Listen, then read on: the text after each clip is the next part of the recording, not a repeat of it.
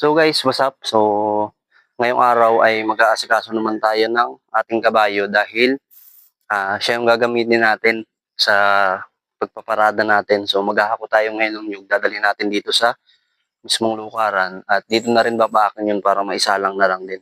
So tara, samahan nyo ako. So magliligo muna tayo ng kabayo ngayon mga tol bago tayo mag-umpisang magparada para naman press yung kabayo natin pag ginamit natin pagpaparada.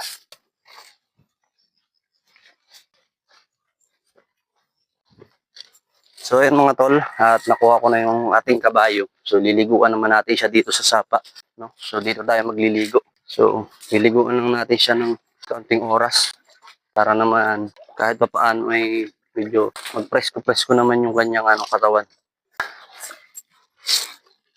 So liliguan muna natin ang ating kabayo. So ganito lang ang trabaho dito sa bundok mga tol araw-araw, no? Kailangan masipag ka lang talaga dito para kahit pa paano kumita sa araw-araw. Mahirap, pero ito yung kailangan natin gawin sa pang araw-araw. Tapos papatuyuin tapos pagkatapos nito mga tol, pag napaligo na natin, ay anuhin naman natin siya. Hintayin natin siya magpatuyo para malagyan na natin ng siya.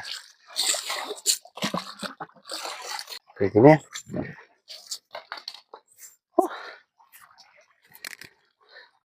So, bagong ligo na yung kabayo natin. So, ready na yan. Gamitin na lang natin, ma'am. So, papatuyuin muna natin siya dun bago natin gamitin. Okay? So, ngayon mga tol is ayusin naman natin itong ating kabayo. So, papatuyuin, hintay lang natin matuyo ito mga tol ng kaunti. Para naman mamaya is nilagyan na natin ng siya ay hindi na siya basa. No? So, kakunti lang naman yung hahakutin natin ngayon mga tol, hindi naman karamihan. Siguro mga 2,000 lang to. No? So, ganito talaga ang buhay dito mga tol sa bundok. Kaya, ito yung pinakakaraniwang hanap buhay ng tao dito. Kailangan lang talaga dito is matyaga at masipag ka sa lahat ng bagay.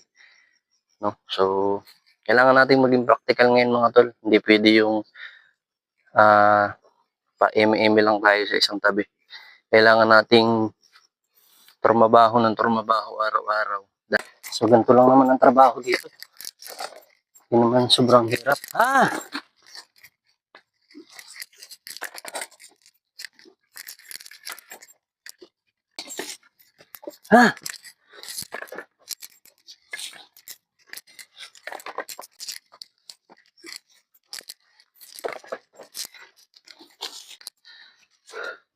So ngayon mga tol is yan na, makakarga na dun sa ating bangkil. So ngayon, aahon naman tayo uli dito.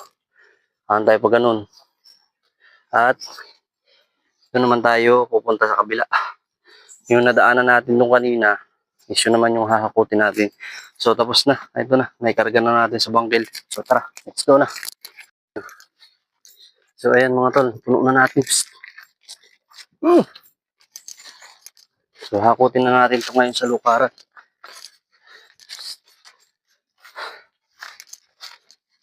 So, ito yung mga hakutin natin mamaya. Saka yung nandun sa kabila. So, diretsuhin na muna natin ito dun. Lalagay natin ito ngayon sa lukaran.